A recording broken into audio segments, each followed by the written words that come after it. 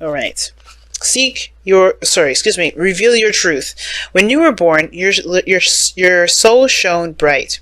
As you grew, you were taught of right and wrong. You were taught of how to think, how to live, how to believe in a way that makes you fearful to say no. To disagree is to risk alienation from family and society, and so you hide your true thoughts and feelings behind a mask. That mask hides your light. Cast it aside.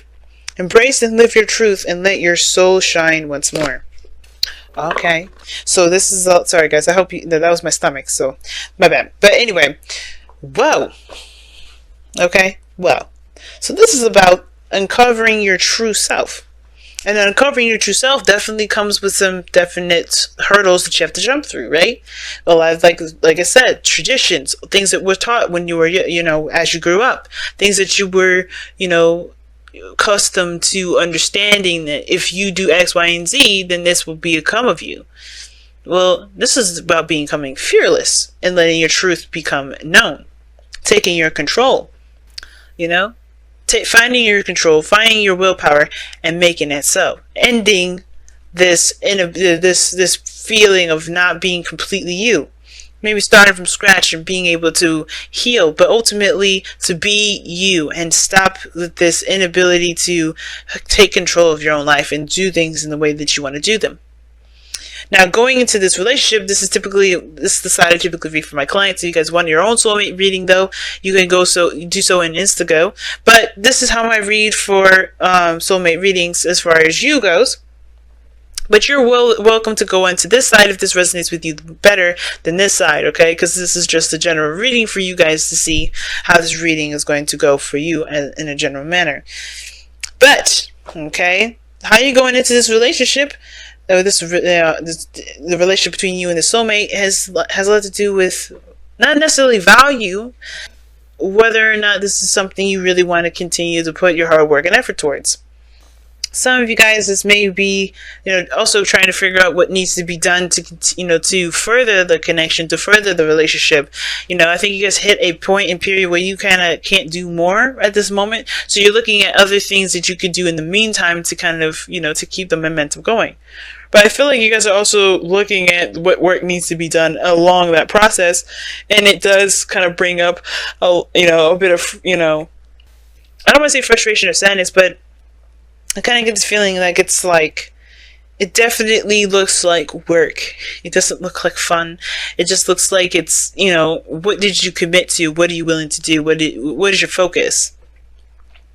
And I feel like you guys are trying to figure out, if this is something you really do want to get back into, some of you, because, this is going to require you to really put your whole entire focus into it. And you don't know if you're necessarily ready. You don't know if you want to do that, considering that you've already come so far, but you're still not at the point where you want to be. Now, the other person here has got the King of Cups. This person definitely is very much in love. This person knows what they want, knows what they feel, very aware of it. And I feel like with the King of Cups in the headspace, I always see this person as they know what they want, they know what they feel, and they know how they want to feel. And when I seen the Queen of Cups in a lot of these times, I've always felt like this person really loves this individual. This person knows who they love. They see this other person. They think about this other person and being romantic and dreamy. And I do. I feel like this person is very much in love with this person, which is why they're presenting themselves as the king of they're presenting themselves as the Page of Pentacles. They're offering perhaps some sort of commitment, some sort of love, or not love, but some sort of, if not a gift, then it's definitely some sort of offer of commitment and stability here. I don't think this person is, I don't know if this person is taking their slow time, or being very slow. It could be that this person is taking their time with looking at something in closer detail, right? And then maybe they're just kind of taking a cautious step and really looking at something very carefully, getting detail-oriented, glances at a situation, and definitely seeing that they're taking the relationship in a very serious approach, right? They're very meticulous about how they move forward. And usually the Page of Pentacles is not necessarily the meticulous one, but this is very detailed oriented kind of energy that I'm getting with the Page of Pentacles. But the other side has got the Moon. This person is definitely facing fears. This person seems confused, and this person seems to have like an understanding, at least with where the direction they're going. But the Moon here, This person is either like extremely intense, extremely confused of themselves, but they're also, because they're going through fears of their own. And the reason why they are experiencing this and they're showing this and displaying this as their body has to do with the Two of Pentacles. I think they're kind of torn between two truths at this moment. And I was reading this for, I believe it was for Aries. Or no, it was for Taurus. They were like, the energy here was like they were torn between two truths. Like they believed one truth, but then they believed another, but they can't have both. They have to pick one. And I feel like this person does feel like an overwhelming sensation of something, because the moon can be seriously intense and it can, in a way, be overwhelming in my eyes. But I feel like the Two of Swords is like something that they're not seeing to help them make the decision that they need to make. So then, and then they're not looking at how they feel about something. They're looking at all the work that they've put in. They're working out what work they need to continue to put in. And that can cause a lot of confusion, because what they want, or what their heart wants, may be different from what their mind is trying to tell them they should want. And this person on the other side, though, the reason why they are showing the Page of Pentacles and the King of Cups here is because they're manifesting. This person is channeling their energy. I feel like they're channeling their energy to create something. Now, this is where it gets interesting, because you have the Nine of Swords and the Fool. Now, we do have stress and anxiety here, and maybe doubts. And this person here is so far showing maybe the slightest bit of doubt if we count the Page of Pentacles. But even that is like, it's still even a step in a small direction. It's a new small beginning towards a small direction. So it's a small step in a different direction, a new beginning, a new step, a new start, a small start. Nothing big, but it can be big later. And the Magician shows potential in my eyes. Like the Magician is, channeling energies and knowing the power rests within you to make something happen, to make to create something, to manifest something into your life. It takes you to do it. And I feel like this person understands that, which is why they're not moving so fast. They're taking a little bit of a closer look. They know what they want to feel, and they're trying to make sure this is actually that direction. Because they know once they start going down that road, they can only, it only goes further from there. But the challenge is the Ten of Swords. I'm going to clarify that. Why is the challenge that you and your soulmate face, why is that the Ten of Swords? What is the Ten of Swords trying to tell us? The reason why it's the Ten of Swords is because because of the Devil, and it's telling us of old attachments. The end of old attachments, or not old attachments, but attachments or addictions or patterns of behavior. Getting control over patterns of behavior. Or the end of it could be the ending of some sort of bound connection, or the recovery of a connection that was bound, or a recovery of a connection between you and this individual. Rather, we brought you two together with speed, passion, or not passion, but balance between your head and your heart. Willpower. Taking control of your life, so taking control of yourselves. That's what brought you two together. It was interesting. Like something drove you both together. That independence, that goal-oriented sort of feeling for you guys. Like that's what brought you two together. But now the ending of what you're giving your power away to. True understanding of your true power.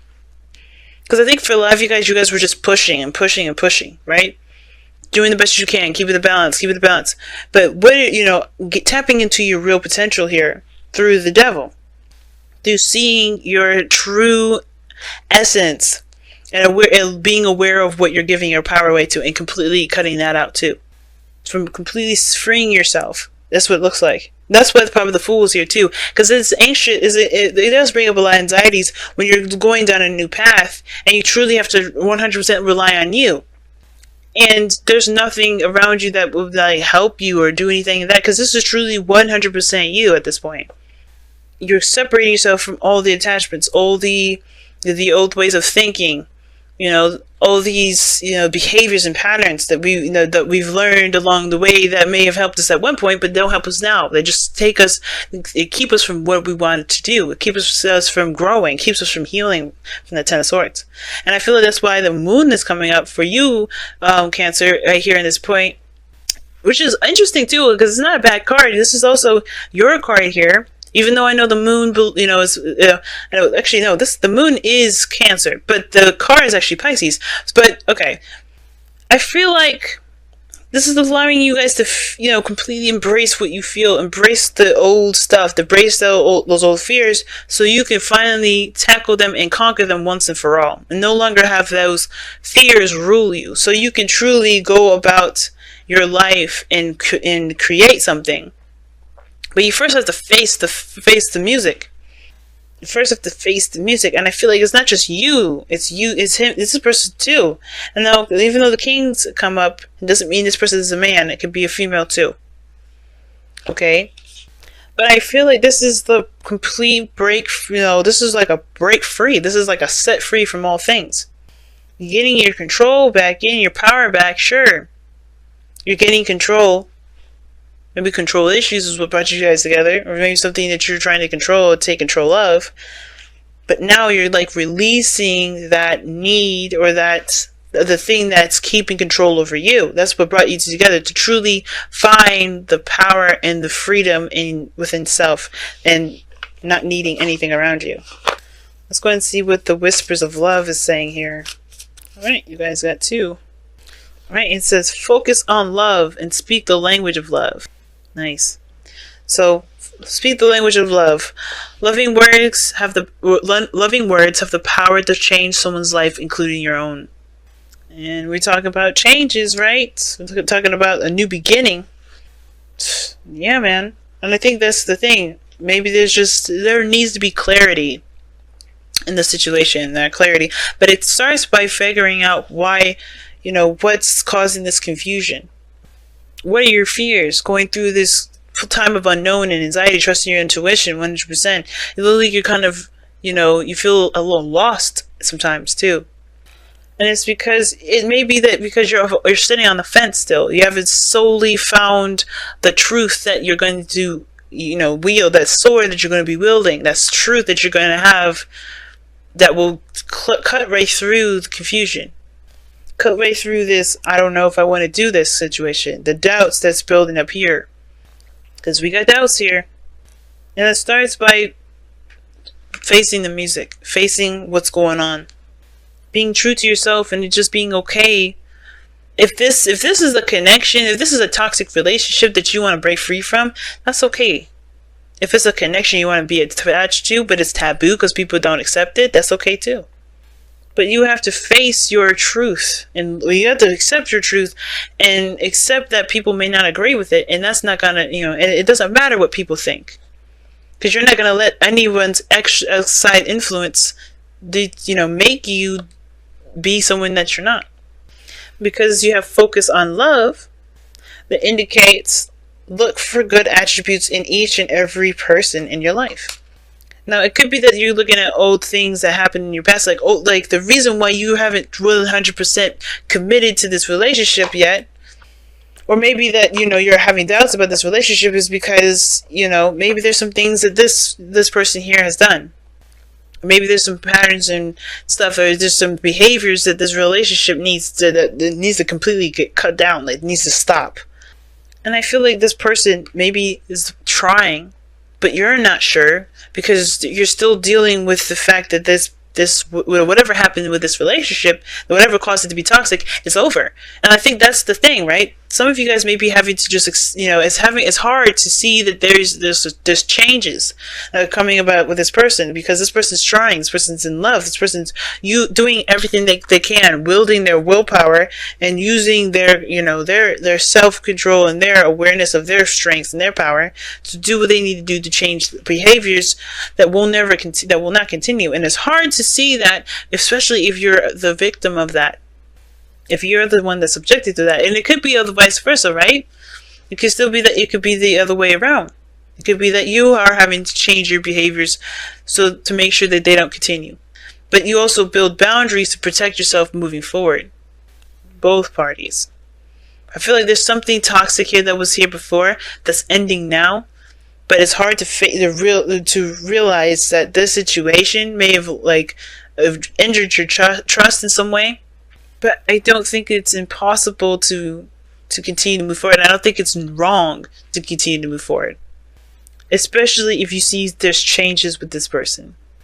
Don't let the doubts of there being change keep you from having something that you want, because there's good attributes, and if those good attributes are what's really the strongest thing, and you know that those things are there, it will help you make the decision whether or not this is something you can continue to work hard towards or not.